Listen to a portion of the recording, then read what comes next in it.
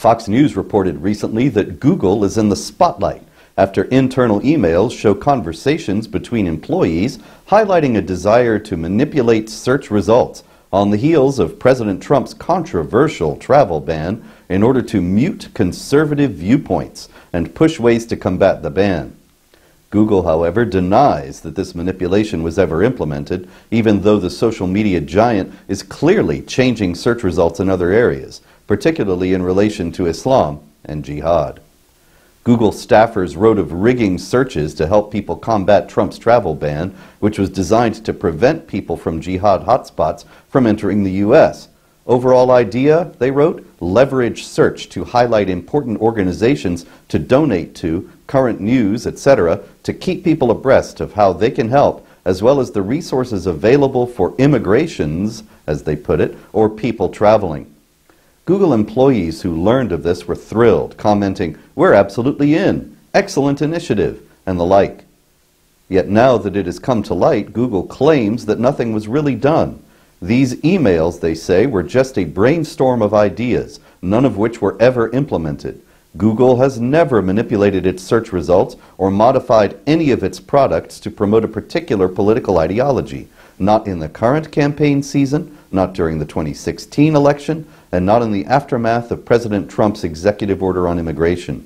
Our processes and policies would not have allowed for any manipulation of search results to promote political ideologies. That's what they say, but it's clearly false. Google has admitted, in the recent past, to manipulating search results. Back in July 2017, Turkey's Anadolu agency reported that Google's first-page results for searches of terms such as jihad, Sharia, and taqiyya now return mostly reputable explanations of the Islamic concepts. Taqiyya, which describes the circumstances under which a Muslim can conceal their belief in the face of persecution, is the sole term to feature a questionable website on the first page of results. Reputable according to whom? Questionable according to whom? Google was bowing to pressure from Muslims such as the Texas Imam Omar Suleiman, who led the initiative to compel Google to skew its results, without considering whether those who were demanding that the search results be manipulated in a particular direction might have an ulterior motive. Could it be that those who were pressuring Google wanted to conceal certain truths about Islam that they would prefer that non-Muslims not know? This is a real possibility. The Islamic initiative to compel the West to accept Sharia blasphemy laws under the guise of stamping out hate speech is now galloping forward and achieving immense success, as I detail in my book, The Complete Infidel's Guide to Free Speech and Its Enemies. But of course, Google executives would have had to study Islam themselves in order to determine whether or not these Muslims who were pressuring them were misleading them, and they did not, of course, undertake that study. Still, they could have done a bit more due diligence and made some efforts to determine whether those being tarred as hate groups really deserved the label, whether the Southern Poverty Law Center was really a reliable and objective arbiter of which groups were and weren't hate groups, and whether the information that Google was suppressing was really inaccurate. Instead, Google swallowed uncritically everything Omar Suleiman and the others said. Yet Suleiman still wasn't satisfied. Anadolu agency continued, "One leading activist in favor of Google modifying its results told Anadolu agency he noticed the updated search results and thanked the companies for its efforts, but said much still needs to be done. He claimed that Google had a responsibility to combat hate-filled Islamophobia, similar to how they work to suppress extremist propaganda from groups like Daesh and Al-Qaeda." This should have made Google executives stop and think. The Islamic State, Daesh, and Al-Qaeda slaughter people gleefully and call openly for more mass murders.